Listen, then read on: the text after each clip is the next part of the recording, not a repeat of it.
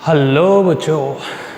तो बच्चों आइए स्टार्ट करते हैं बेटा अपना नेक्स्ट लेक्चर और देखते हैं कि आज हम लोगों को कौन से क्वेश्चन सॉल्व करने हैं। जैसा कि आप लोगों को पता है कि हम लोग NCERT सॉल्व कर रहे हैं और NCERT की एक्सरसाइज में मैं 16 सवाल यानी 16 क्वेश्चन आप लोगों को सॉल्व करा चुका हूँ बेटा। अब हम लोगों को बात करनी है 16 क्वेश्चन से आगे, 16 क्वेश्चन से आगे हम लोग बात करनी स्टार्ट करेंगे। अब 16 से आगे जो नेक्स्ट क्वेश्चन हमारे पास में आता है बेटा वो है 17।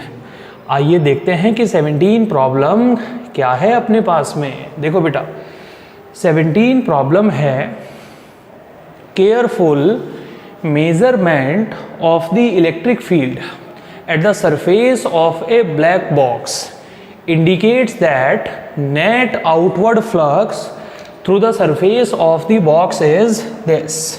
यानी आप ये समझिए बेटा कि बॉक्स के अंदर से जो फ्लक्स बाहर निकल रहा है वो इतना है। बॉक्स के अंदर से इतना फ्लक्स बाहर निकल रहा है तो हम लोगों को क्या बताना है, what is the net charge inside the box, what is the net charge inside the box। अब देखिए हम कैसे सॉल्व करेंगे। हमारे पास में है बॉक्स के अंदर से निकलने वाला फ्लक्स और वो है 8 × 10⁻³ newton coulomb inverse metre square. ठीक है बेटा, ये है हमारे पास में फ्लक्स की वैल्यू। अच्छा, अगर बॉक्स के अंदर से टोटल फ्लक्स इतना बाहर निकल रहा है तो गॉस थ्योरम के मुताबिक हम लिख सकते हैं Q/ε0 और यहाँ से हमारे पास में जो नेट चार्ज की वैल्यू निकल कर आएगी वो होगी 5ε0। ये हमारे पास में नेट चार्ज की वैल्यू होगी बेटा। अब आप देखो net charge is equal to flux की जो वैल्यू है मेरे पास में वो क्या है, फ्लक्स की वैल्यू है मेरे पास में ये 8 × 10⁻³ और ε0 की वैल्यू है 8.85 × 10⁻⁻12। भाई फ्लक्स हम लोगों को गिवन दे रखा है, ε0 की वैल्यू ये है। जैसे ही मैं मल्टीप्लाई करूंगा मेरा नेट चार्ज निकल जाएगा कि बॉक्स के अंदर नेट चार्ज कितना रखा हुआ है। बॉक्स के अंदर नेट चार्ज इतना रखा हुआ है बच्चों। ऐसे हम प्रॉब्लम बनाएंगे। उम्मीद है कि आप लोगों को क्वेश्चन का फर्स्ट पार्ट सब समझ में आया हो। जल्दी से नोट करिए। अब आते हैं हम लोग बी पार्ट पर। देखिए बेटा बी पार्ट क्या है हमारे पास में। बी पार्ट है if the net outward flux through the surface of the box were 0। यानी बॉक्स से बाहर निकलने वाला जो टोटल फ्लक्स है वो 0 है। बॉक्स से निकलने वाला टोटल फ्लक्स 0 है तो हम क्या कह सकते हैं, अगर बॉक्स से निकलने वाला टोटल फ्लक्स 0 है तो हम दो कंडीशन बना सकते हैं। पहली कंडीशन तो ये है कि बॉक्स के अंदर कोई चार्ज रखा ही नहीं है, there is no charge. Box के अंदर कोई चार्ज रखा ही नहीं है, इसीलिए बॉक्स के अंदर से निकलने वाला फ्लक्स 0 है। और दूसरी कंडीशन हम क्या बना सकते हैं, दूसरी कंडीशन हम ये बना सकते हैं कि बॉक्स के अंदर जितना नेगेटिव चार्ज रखा है बिल्कुल उतना ही पॉजिटिव चार्ज रखा है। बेटा दो कंडीशन बना सकते हैं हम इस सिचुएशन में फ्लक्स के लिए। अगर बॉक्स से निकलने वाला टोटल फ्लक्स 0 है तो हम पहली कंडीशन ये कह सकते हैं कि बॉक्स के अंदर कोई चार्ज रखा ही नहीं है। अगर बॉक्स के अंदर कोई चार्ज होगा ही नहीं तो बॉक्स से निकलने वाला फ्लक्स भी 0 होगा। और दूसरी कंडीशन हम ये बना सकते हैं कि बॉक्स के अंदर जितना नेगेटिव चार्ज रखा है बिल्कुल उतना ही पॉजिटिव चार्ज रखा है। जितना नेगेटिव चार्ज बॉक्स के अंदर रखा हुआ है बिल्कुल उतना ही रखा हुआ है पॉजिटिव चार्ज। इसीलिए बॉक्स के अंदर से निकलने वाला फ्लक्स होगा 0 के बराबर। ठीक है, ये रहेगा बेटा हमारा बी पॉइंट का आंसर। उम्मीद है कि आप लोगों को समझ जरूर आया हो। और ये है हमारे पास में क्वेश्चन नंबर 17। अब आते हैं बेटा हम लोग क्वेश्चन नंबर 18 पर। देखिए ऐसी प्रॉब्लम मैं पहले भी आपको सॉल्व करवा चुका हूं। एक बार हम लोग देख लेते हैं कि प्रॉब्लम क्या है। भाई प्रॉब्लम हमारे पास में ये है कि हमें एक सरफेस दिया गया है। ये रहा हमारे पास में सरफेस। इस सरफेस की ये वाली साइड है 10 सेंटीमीटर, ये साइड है 10 सेंटीमीटर और यहाँ से 5 सेंटीमीटर की हाइट पर यानी यहाँ पर हमारे पास में प्लस के 10 माइक्रो कूलम का चार्ज रखा हुआ है। ये हमारे पास में एक सरफेस है जिसकी ये साइड है 10 सेंटीमीटर, ये साइड भी है 10 सेंटीमीटर। इसके सेंटर से 5 सेंटीमीटर ऊपर यहाँ हमारे पास में एक चार्ज रखा हुआ है, ठीक है। तो हमने क्या किया, ध्यान से देखिएगा बेटा, हम लोगों ने क्या किया, बहुत सुंदर काम हम लोगों ने यहाँ किया है। और वो काम ये है कि हमने ऐसे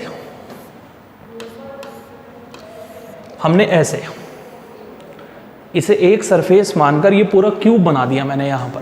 देखो मैंने पूरा क्यूब बना दिया बेटा, ठीक है। और क्यूब के अंदर रखा हुआ है इतना चार्ज। तो इस पूरे क्यूब से जो पास होने वाला फ्लक्स होगा, इस पूरे क्यूब से जो पास होने वाला फ्लक्स होगा वो होगा Q अपॉन एप्सिलॉन नॉट। इस पूरे क्यूब से इतना फ्लक्स पास हो रहा होगा Q अपॉन एप्सिलॉन नॉट। लेकिन हमें पूरे क्यूब से पास होने वाला फ्लक्स बिल्कुल नहीं चाहिए, हमें तो चाहिए कि इस सरफेस से पास होने वाला फ्लक्स कितना है। यहाँ से पास होने वाला फ्लक्स कितना होगा हमें ये बताना है, यहाँ से पास होने वाला फ्लक्स कितना होगा हमें ये बताना है। ये जो मैंने जिसके ऊपर ये शेडिंग की है, ये है क्यूब का एक सरफेस बेटा। पूरे 6 सरफेस से पास होने वाला फ्लक्स इतना है। तो क्यूब के एक सरफेस से पास होने वाला फ्लक्स कितना होगा, क्यूब के एक सरफेस से पास होने वाला फ्लक्स हमारे पास में होगा Q upon 6 epsilon not. Cube के एक सरफेस से पास होने वाला फ्लक्स होगा हमारे पास में Q अपॉन 6 एप्सिलॉन नॉट। अब हम कैसे बनाएंगे बेटा प्रॉब्लम, देखिए ध्यान से। Phi surface is equal to, charge की वैल्यू है मेरे पास में 10 इंटू 10 की पावर -6, यह है 6, और एप्सिलॉन नॉट की वैल्यू है 8.85 इंटू 10 की पावर -12। ये आंसर मेरे पास में निकल कर आएगा कि क्यूब के एक सरफेस से जो पास होने वाला फ्लक्स है वो इतना है। पूरे क्यूब से पास होने वाला फ्लक्स इतना है और एक सरफेस से पास होने वाला फ्लक्स इतना है। मुझे क्वेश्चन नंबर 18 में एक ही सरफेस से पास होने वाला फ्लक्स बताना था और वो मैंने आपके सामने बता दिया है बेटा, ठीक है। करिए जल्दी से नोट डाउन, फिर आगे बढ़ते हैं हम लोग।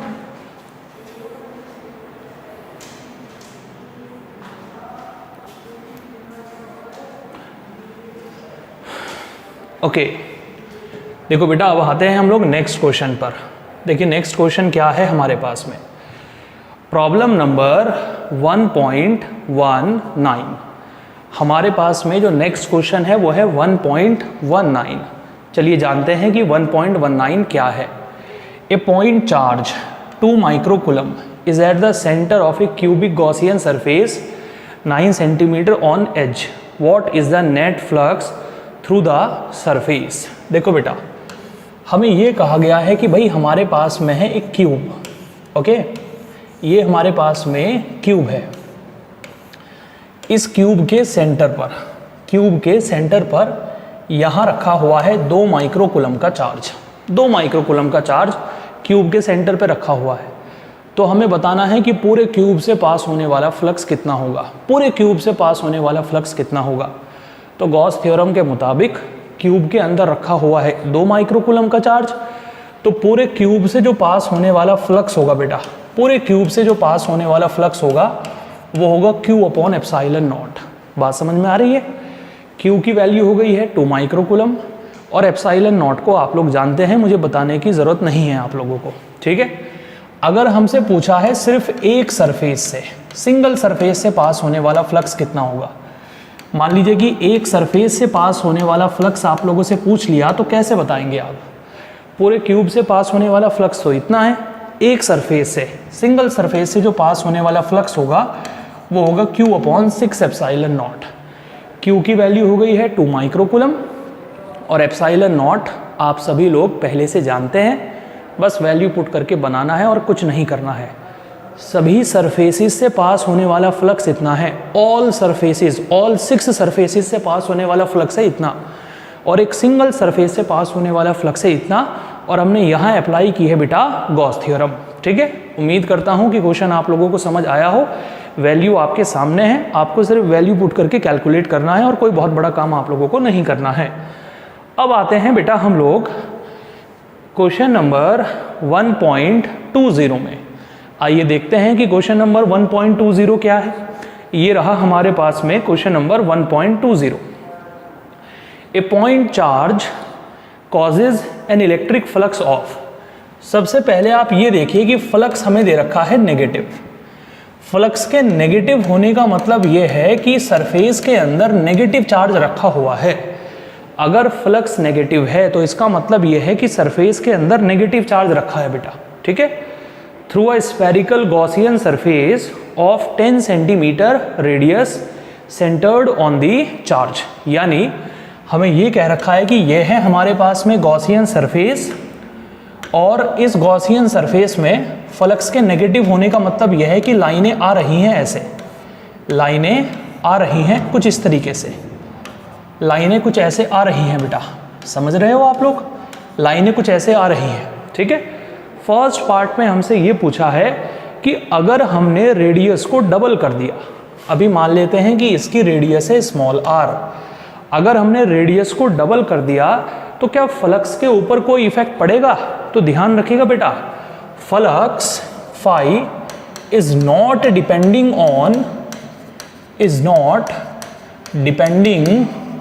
On radius of Gaussian surface, radius of Gaussian surface. जो हमारी फ्लक्स की वैल्यू है ना बेटा, वो गॉसियन सरफेस की रेडियस पर डिपेंड नहीं करेगी। आप रेडियस को कम करो या रेडियस को ज़्यादा करो, फ्लक्स के ऊपर कोई इफेक्ट पड़ने वाला नहीं है। जितनी लाइनें पहले आ रही थी, अगर आप गॉसियन सरफेस को बड़ा करोगे बाद में भी उतनी ही लाइनें आएंगी, यानी फ्लक्स गॉसियन सरफेस की रेडियस के ऊपर डिपेंड नहीं करता है। ये काफ़ी इंपॉर्टेंट पॉइंट है और कई बार बोर्ड एग्जाम में पूछ लिया गया है, तो बहुत ध्यान से आप लोगों को अपनी कॉपी में नोट करना है कि electric flux is not depending on radius of Gaussian surface. Electric flux Gaussian surface की रेडियस के ऊपर डिपेंड नहीं करेगा, ध्यान रखिएगा। ये हो गया है ए पार्ट का आंसर। अब आते हैं हम लोग बी पार्ट पर। बी पार्ट में हमसे पूछा है कि बताइए चार्ज कितना रखा है, यानी इस सरफेस के अंदर ये जो चार्ज रखा हुआ है -q, ये कितना रखा हुआ है। गॉस थ्योरम लगाएंगे सिंपल भाई। फ्लक्स का फॉर्मूला होता है गॉस थ्योरम के मुताबिक Q/ε0। हमें चाहिए Q की वैल्यू, तो Q हो गया हमारे पास में 5ε0। फ्लक्स की जो वैल्यू है हमारे पास में वो है ये -10⁻³ और ε0 की वैल्यू है हमारे पास में 8.85 × 10⁻⁻12 कूलम्ब आंसर। यानी एक तो रेडियस को घटाने से या रेडियस को बढ़ाने से फ्लक्स पर कोई इफेक्ट नहीं पड़ेगा, और दूसरा चार्ज की वैल्यू इतनी रहेगी। इस गॉसियन सरफेस के अंदर इतना चार्ज रखा हुआ है बेटा, ठीक है। वीडियो को पॉज करके जल्दी से क्वेश्चन नोट करिए और उसका आंसर नोट करिए। चलिए बेटा, अब आते हैं हम लोग नेक्स्ट क्वेश्चन पर। देखिए भाई, नेक्स्ट क्वेश्चन क्या है हमारे पास में। क्वेश्चन नंबर है हमारे पास में बेटा 1.21, ठीक है। आइए देखते हैं कि 1.21 प्रॉब्लम है क्या।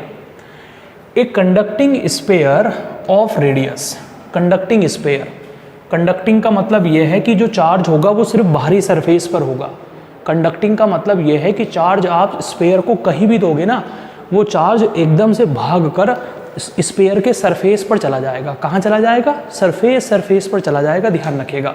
Okay, has an unknown charge if the electric field 20 centimetre from the centre of the sphere is this and point radially inward, what is the net charge on the sphere.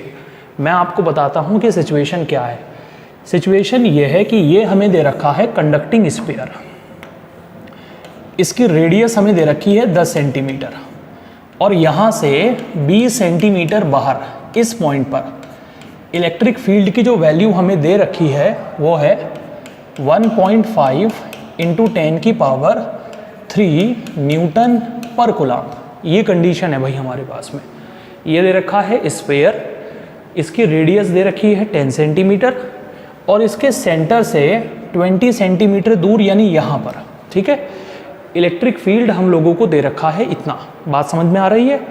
आपको ये बताना है कि sphere पर charge की value कितनी होगी। Sphere के सरफेस पर चार्ज कितना रहने वाला है हम लोगों को ये बताना है बच्चों। स्फीयर के सरफेस पर चार्ज कितना रहने वाला है हमें ये बताना है। अब हम कैसे बताएंगे ज़रा ध्यान दीजिएगा। किसी भी गोले के बाहर यानी यहाँ इलेक्ट्रिक फील्ड निकालने का जो फॉर्मूला है वो है 9 × 10⁹। यहाँ है चार्ज और अपॉन है x²। वेरी इजी, बहुत आसान। हमें निकालनी है Q की वैल्यू, तो Q आ जाएगा हमारे पास में electric field into x² upon 9 × 10⁹। अब तो यार कुछ भी नहीं करना है, बहुत ही आसान काम है। इलेक्ट्रिक फील्ड आपको गिवन दे रखा है इतना 1.5 × 10⁻3। डिस्टेंस आपको दे रखी है यहाँ से यहाँ तक की 20 सेंटीमीटर। 20 सेंटीमीटर को पहले मीटर में बदलो और फिर इसका होल स्क्वायर कर दो। 20 × 10⁻² का होल स्क्वायर, क्योंकि x का स्क्वायर है, और नीचे है हमारे पास में 9 × 10⁹। आंसर आएगा कूलम में। सिंपल क्वेश्चन, बिल्कुल फॉर्मूला बेस्ड क्वेश्चन। बिल्कुल आप देख रहे हो बच्चे कहते हैं कि सर एनसीईआरटी के क्वेश्चंस में हमें बहुत दिक्कत होती है। मैं ये कहूँगा कि एनसीईआरटी से आसान क्वेश्चन कोई है ही नहीं, बहुत ही आसान क्वेश्चन है, सिंपल फार्मूला बेस्ड हमने आपके सामने बना दिया। कैलकुलेट कर लीजिए और अपना आंसर मैच कर लीजिए कि क्या आंसर है आप लोगों का। यह है हमारा क्वेश्चन नंबर 1.21। नोट करिए बेटा, फिर हम लोग बढ़ते हैं आगे।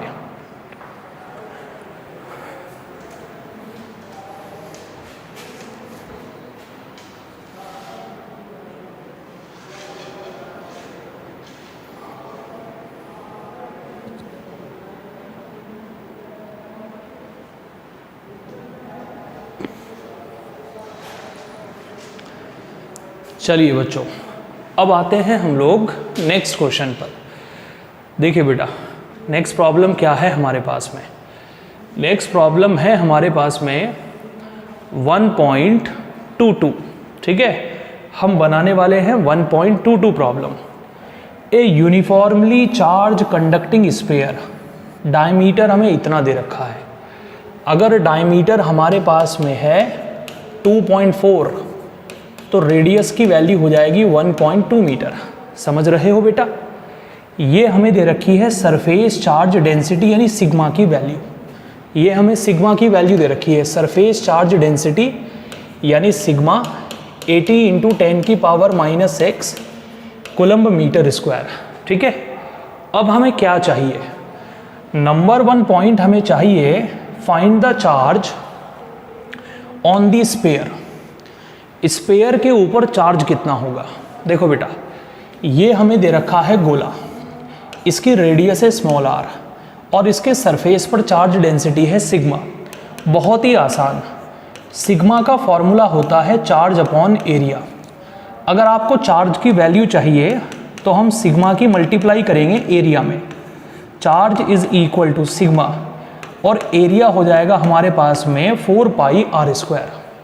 गोले का एरिया तो यही होता है 4πr²। अब कोई बहुत बड़ा काम नहीं है, अब तो सिर्फ कैलकुलेशन का काम है। सिग्मा की वैल्यू है 80 × 10⁻⁻6, साथ में है 4π और रेडियस की वैल्यू है 1.2²। लो बेटा, आंसर निकल जाएगा हमारा कूलम में। यानी गोले के ऊपर जो चार्ज हमारा रहने वाला है ना, वो इतना चार्ज रहने वाला है गोले के ऊपर। गोले के ऊपर इतना चार्ज रहने वाला है। अब मान लीजिए यहाँ गोले के ऊपर इतना हमारे पास में पॉजिटिव चार्ज है, और होता क्या है बेटा, पॉजिटिव चार्ज के अंदर से निकलती हैं लाइंस। पॉजिटिव चार्ज के अंदर से निकलती हैं लाइंस, तो हमें ये बताना है कि सरफेस के अंदर से कितना फ्लक्स निकल रहा है। पॉजिटिव चार्ज के अंदर से निकलती हैं लाइंस, हमें ये बताना है कि सरफेस के अंदर से कितना फ्लक्स निकल रहा है। फ्लक्स का फॉर्मूला होता है Q/ε0। ये इसके बी पार्ट का आंसर है बच्चों। फ्लक्स का जो फॉर्मूला है वो है Q/ε0। चार्ज की मैंने वैल्यू आपके सामने निकाल दी है, बस आपको एक काम करना है ε0, जिसकी वैल्यू आप पहले से जानते हैं 8.85 × 10⁻⁻12। पहले से आप लोग जानते हैं चार्ज की वैल्यू को उस ε0 की वैल्यू से आपको डिवाइड करना है, और जैसे ही आप डिवाइड करेंगे तो आप लोगों का बेटा फ्लक्स यहाँ से निकल जाएगा। उम्मीद है कि आप लोगों को बात समझ आई हो और कोई ख़ास प्रॉब्लम आप लोगों को यहाँ पर ना हो। कि कैसे मैंने चार्ज को कैलकुलेट किया है और कैसे मैंने फ्लक्स को कैलकुलेट किया है बेटा। ये हो गया है हमारे पास में क्वेश्चन नंबर 1.22, क्वेश्चन नंबर 1.22। अब आते हैं हम लोग क्वेश्चन नंबर 1.23 में। ठीक है बेटा, चलिए अभी हम लोग देखते हैं क्वेश्चन नंबर 1.23। 1.23 क्या दिया गया है भाई, हमारे पास में प्रॉब्लम है 1.23। ठीक है, क्या है problem? An infinite line charge produces a field of, इतना इलेक्ट्रिक फील्ड बना रहा है, ठीक है, at a distance of 2 centimetre. Calculate the linear charge density, यानी लैम्डा आप लोगों को निकालना है। सबसे पहले क्वेश्चन की लैंग्वेज के अकॉर्डिंग एक रफ डायग्राम बनाने की कोशिश करो। जैसी लैंग्वेज आपको दे रखी है ना बेटा, उस लैंग्वेज के हिसाब से एक रफ डायग्राम बनाने की आप कोशिश करो। क्या बनेगा rough diagram? An infinite line charge. Infinite line charge का मतलब यह है जिस चार्ज की लंबाई बहुत ज़्यादा होती है, यह है इनफाइनाइट लाइन चार्ज। चार्ज की डेंसिटी है लैम्डा, और यहाँ से 2 सेंटीमीटर दूर एक पॉइंट है P। इस पॉइंट P पर हमें इलेक्ट्रिक फील्ड दे रखा है 9 × 10⁴ न्यूटन पर कूलम्ब। ठीक है बेटा, अब आप याद करो जो मैंने आप लोगों को पढ़ाया था कि एक सीधे वायर की वजह से, जिसके दोनों किनारे इनफाइनाइट तक जाते हैं, एक सीधे वायर की वजह से जिसके दोनों किनारे जाते हैं इनफाइनाइट तक, इस वायर की वजह से यहाँ कितना इलेक्ट्रिक फील्ड बनेगा? तो बेटा फॉर्मूला हम लोगों ने पढ़ा था ये 1/4 pi epsilon naught 2 lambda upon R. अगर आपको याद हो तो एक सीधा वायर जिसके दोनों किनारे इनफाइनाइट तक जाते हैं, उसकी वजह से इतना इलेक्ट्रिक फील्ड बनेगा। अब हमारे पास में इलेक्ट्रिक फील्ड की वैल्यू है ये 9 × 10⁴। 1/4 पाई एप्सिलॉन नॉट की वैल्यू है 9 × 10⁹। यहाँ है 2 लैम्डा, और आर की वैल्यू है हमारे पास में 2 सेंटीमीटर, 2 × 10⁻²। बस सॉल्व करना है और कोई बड़ा काम नहीं है। 9 से 9 कैंसिल आउट, 2 से 2 कैंसिल आउट। ठीक है बेटा, समझ रहे हो? इसे ले जाओ, इसके मल्टीप्लाई यहाँ करो, 10⁴, 10⁻², 10⁻⁹। So lambda is equal to -9 और -2 और +4 माइनस के 7 कूलम्ब पर मीटर। ये निकल कर आएगी बेटा हमारी लैम्डा की वैल्यू। हमें चाहिए थी लीनियर चार्ज डेंसिटी, और हमने लैम्डा यानी लीनियर चार्ज डेंसिटी की वैल्यू यहाँ कुछ इस तरीके से निकाल दी है। बोलो भैया समझ आया या नहीं आया? बिल्कुल समझ आया होगा, क्योंकि बहुत आसान क्वेश्चन है और पहले हम ऐसे क्वेश्चन बहुत डिस्कस कर चुके हैं, तो दिक्कत होनी नहीं चाहिए बिल्कुल भी आप लोगों को। अब आ जाते हैं हम लोग क्वेश्चन नंबर 1.24 पर बेटा। ये हमारी नॉर्मल एक्सरसाइज का लास्ट क्वेश्चन है। इसके बाद हम स्टार्ट करेंगे एडिशनल एक्सरसाइज। ठीक है, चलिए देखते हैं कि 1.24 क्या है हमारे पास में। 2 large thin metal plates are parallel and close to each other. On their inner faces, the plate have surface charge densities of opposite signs and magnitude. यानी एक प्लेट है हमारे पास में ये, और एक प्लेट है यहाँ ये। इस प्लेट पर चार्ज की डेंसिटी है +σ, और इस प्लेट पर चार्ज की डेंसिटी है -σ। सिग्मा की जो वैल्यू है वो हमें दे रखी है ये 17 × 10⁻22 कूलम्ब पर मीटर स्क्वायर। ये हमारी सिग्मा की वैल्यू है। हमें बताना है कि यहाँ कितना इलेक्ट्रिक फील्ड होगा, यहाँ कितना इलेक्ट्रिक फील्ड होगा, और यहाँ कितना इलेक्ट्रिक फील्ड होगा। अरे बड़ा आसान भैया, बहुत ही आसान, कोई बहुत बड़ा काम आपको नहीं करना है। इस पॉइंट पर इलेक्ट्रिक फील्ड होगा 0, इस प्लेट के बाहर इलेक्ट्रिक फील्ड होगा 0, क्योंकि पॉजिटिव की वजह से इलेक्ट्रिक फील्ड जाएगा इधर और नेगेटिव की वजह से इलेक्ट्रिक फील्ड जाएगा इधर, कैंसिल आउट कर देंगे।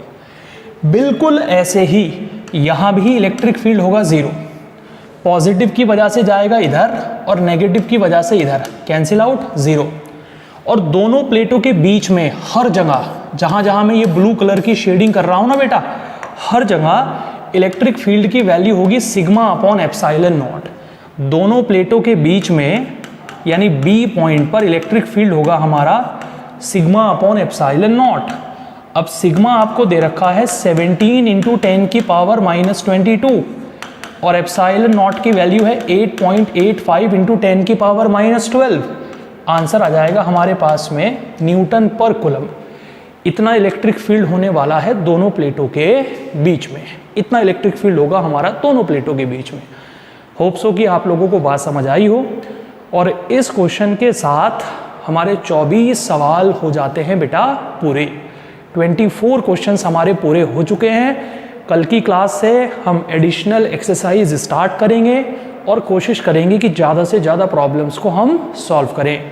जैसे ही ये NCERT हमारी फिनिश होगी हम तुरंत NCERT एग्जाम्पलर स्टार्ट करेंगे और एडिशनल क्वेश्चन स्टार्ट करेंगे बेटा। ठीक है, चलिए मिलेंगे आप लोगों से कल की क्लास में।